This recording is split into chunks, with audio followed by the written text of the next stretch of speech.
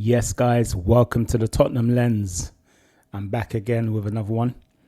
Hope everyone's well. I hope everyone's enjoying this hot, rare weather we're getting. It is baking outside. I've been outside today. Been coaching and working with my team. And boy, it is baking. Like, I'm literally sweating. But yeah, make sure you stay hydrated. Make sure you look after yourselves, and let's get on to the things that we love, which is Tottenham Hotspurs. So today's one is what am I talking about? Today's one is a review.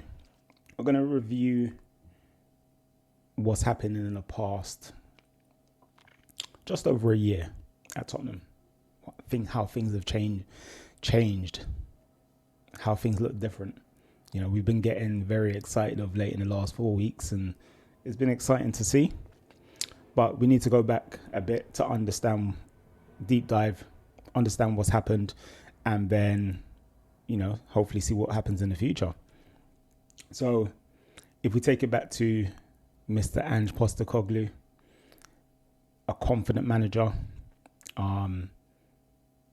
was quite open in his press conference. He attacked every press conference as if it was a game, and he was, always confident in his team winning. I was always had a mentality of making sure that his team steps out on that pitch playing his style of football, his way, etc. And he even stepped forward in a recent interview with the Overlap, and even said, this is going into obviously his second season at Tottenham, where he's like, we've just finished in Champions League places, or just outside of it where it was, and I'm expecting to get some, established players through the door. We got Dominic Solanke, fantastic, and then we end up getting some kids in. And he was like, "What are we gonna do with this? What's this gonna achieve?"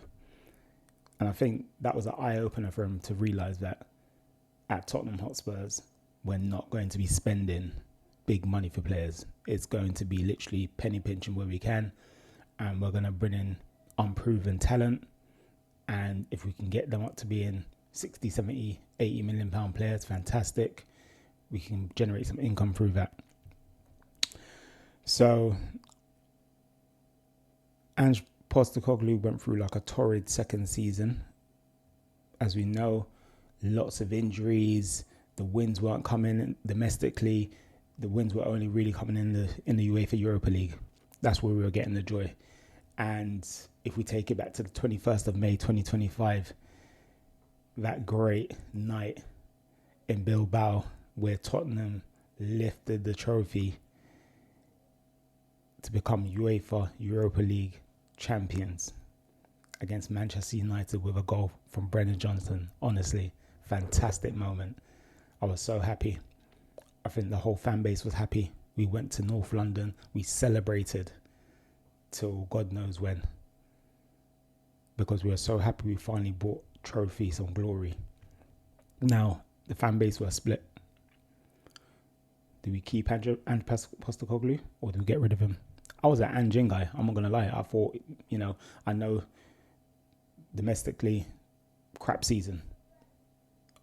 Inexcusable. But I thought we brought us some glory. If we gave him some money, backed him a bit, we could push forward. Days later, obviously we decided to get rid of Ange. We've decided to go with Thomas Frank now. Now, again, I was Ange, but Thomas Frank, I thought, I thought maybe he'll stable the ship.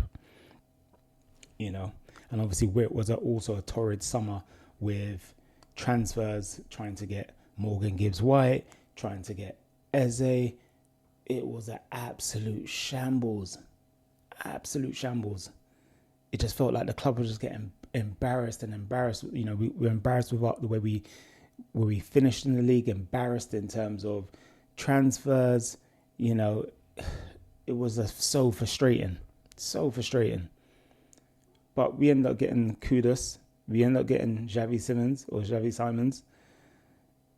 And And we thought, okay, great. And then September hits. But before September hits, Tottenham's gone on a bit of a run of form. We're winning some games. We're doing well. September hits. I think it was about midway through September. Could have been towards the end of September. And the big man, Daniel Levy, is sacked. I remember that day clearly. I was looking at my phone and I was like, this can't be right. Let me ask my friends to check their phones. Has this news come through? They've checked the news and they're gone, yeah, Daniel Levy's been sacked. I'm like, what? What's going on? Something big's going on at Tottenham. But what is it? So Tottenham's been sacked. The guy who has been holding us back for years, we could say, has been sacked. Okay, but the summer transfer window just happened. Was it a bit too late? Could have this been done a bit earlier? He's only just appointed Peter Charrington not so long ago before that. He only appointed Vinay Venkateshan not so long before that. So how come he's been sacked? A bit strange. So again, we go through this run of form towards November, December. We are just not performing well whatsoever. Not picking up points. We're dropping points. It's just been crazy. And we're doing well in the Champions League. We're picking up wins. But it's weird how it's not translating. Like, we're doing well in European competition, but we're not doing well in the league. So, what's going on? One of the most, in December, one of the most sort of like memorable wins that we had was Crystal Palace, where we beat them 2-0. Then there's links to us in December, to Semenyo. Fantastic. Quality player. Love him on one of our wings. Exciting. Powerful. Get some goals. He's been doing well at Bournemouth. But he decided to pick Man City over us. Totally understandable. We were linked with Rafi Morrison, who worked at Manchester City. And he had to go on gardening leave before coming over to Tottenham. So fantastic, great. We're trying to add to the board people who, understand some of the footballing decisions, who can make maybe some good footballing decisions. We went to January. We're great. We need signings. The injury list is getting bigger and bigger and bigger and bigger and bigger. This can't run. We need to bring players in. But no, we sell Brennan Johnson. Okay? Everyone will remember him for that fantastic goal he scored against Man United, which won us the UEFA Europa League. People remember him for his first season with Ange Postecoglou when he was one of our top goal scorers. But he needed to go. So great, he's out the door. We get 35 million for him. Great, we're going to bring someone exciting, someone who can add to our attack, get us some goals, spark something. But no, what happens? We get Conor Gallagher. Now, I'm a big fan of Conor Gallagher. Love him to bits. Loved him at Chelsea. Loved him at Crystal Palace. And I thought, we've got quite a few players in that mould of him. Your Paulinhas, your Bentancurs, your Bergvalves. They're all very similar. But I thought, all right, great. We got injuries. He will bring a good drive to the team. But we can't stop there. We need to bring in other players. You had Adeloma Lukman, fantastic player, available for about 35 million from Atalanta. Did we get him? No. Atletico bought him. And we ended up playing Atletico in the Champions League, further down the timeline. And he would have been a great addition because he can play as a centre forward, he can play as a winger, right across that line. But no, we didn't get him in. We tried to get Andy Robinson in. Did it work out? No, it didn't. Liverpool wasn't sort of really allowing him to leave. So before I go any further, make sure you like, subscribe, hype the video, drop your comments in the comment section. Talk to me about how you felt along this journey so far. So, tried to get Andy Robertson. It didn't happen. But there was an agreement in place down the line that if Tottenham didn't get relegated, he would then come to us. Great. By February, mid-February, we lost to... in January we lost to West Ham, a team who was behind us, in the relegation zone. Not a good look in a London derby. By mid-February, Thomas Frank was sacked. I think it was, if I remember correctly, it was after the Newcastle game he was sacked. We could not tolerate this no more.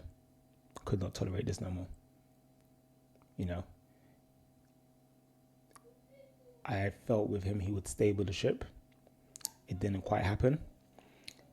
I felt that there were just so many points throughout the season, from the Arsenal Cup at Bournemouth, from his first press conference when he was talking about, we're going to lose games and stuff like that. And it's like, we understand what he was trying to say, but again, a bit like, I think it was Samuel Motbell, like it just didn't land.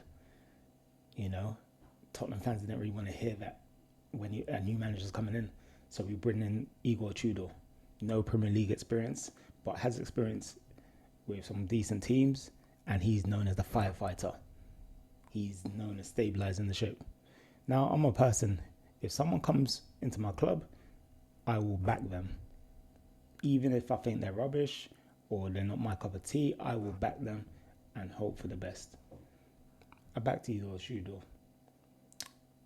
But again, it didn't really work for him. I think he had about 7 games or so. It didn't work for him. He is a very emotional driven, very outspoken type of character. And I think the way he was talking to some of the players and the way he's talking to the media in terms of saying, we can't attack, we can't defend, we can't do this, we can't do that. No player's going to play for you.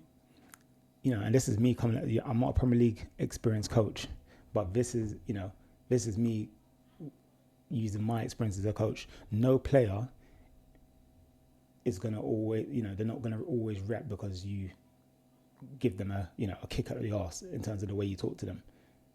That's one of those things you see in the movie. If you want players to react and change and give a positive performance, that normally comes from the relationship you have with that player. How you talk to them, how you get to know them, how you understand their emotions and how they are going to, how you get the best out of them. You constantly, shouting them, degrading them and stuff like that ain't gonna work. That's Hollywood. And it didn't work out for Igor Tudor. But we then got in Zerbi, which I was actually surprised about. I didn't think we were going to get him, especially as he rejected us not so long ago. So we get in the Zerbi, fantastic. Now, the Zerbi,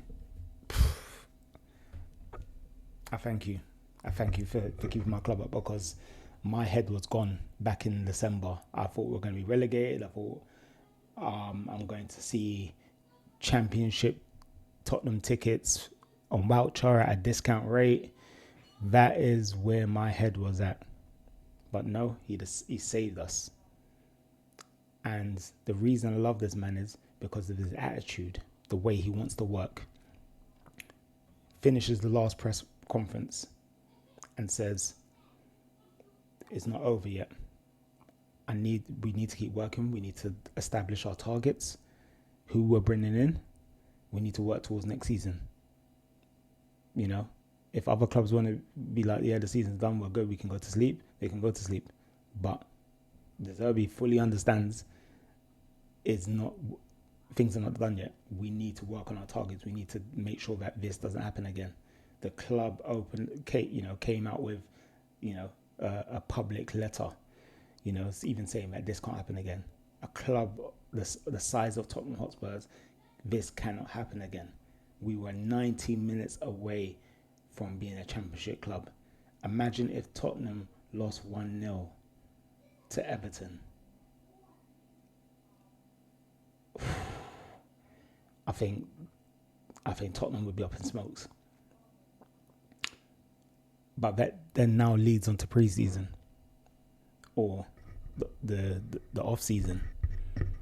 Again, if you're loving the journey, like, subscribe, hype the video, drop your memories in the comments.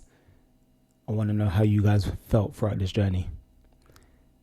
We now move on to the end of the season, but the close of the transfer window. Like, the transfer window's not been open yet, and we're getting here we goes. Who are these here we goes from? Andy Robertson signed. Marcos Senesi signed, and he was Bournemouth's best player of the season, top centre back. Next, we're getting the here we go and the exclusive from Fabrizio and David Ornstein. Who? Jan-Paul van Hecker, a player who's played under De Zerbi, knows his system, knows what he wants. A player who's developed and has got Premier League experience. Amazing. Okay, the back line's sorted. We've now got Pedro Porro and Spencer at right back. We've got Danzo and Jan-Paul van Hecker at right centre backs. We've got Senesi and Mickey van der Ven at left centre back. We've got Udogie, Robinson, Davies, Souza at left back. Wow, okay. Things are going on at Tottenham now. Things are happening at Tottenham now. But no, it was not done yet. We're now then linked with Matías Fernandes of West Ham. He doesn't want to play in the Championship. We're now linked with Sandro Tonali of Newcastle. He doesn't want to be at Newcastle no more. What's going on? Tottenham ain't trying to get one or the other player. We're trying to get both. Okay. So what do? Slap down 85 million for Matías Fernandes. Boom. About 6 days later, what? 100 million for Sandro Tonali. Boom. Transfer record broken twice within the space of a week. What is going on at Tottenham? And we still ain't finished, because we're still linked with top players like Rashford, Antonio Nusa, Eli Junior Krupi, Savinho, Rafael Leao. We are still linked with some top players because we understand that we need to make sure that we complete the forward line now.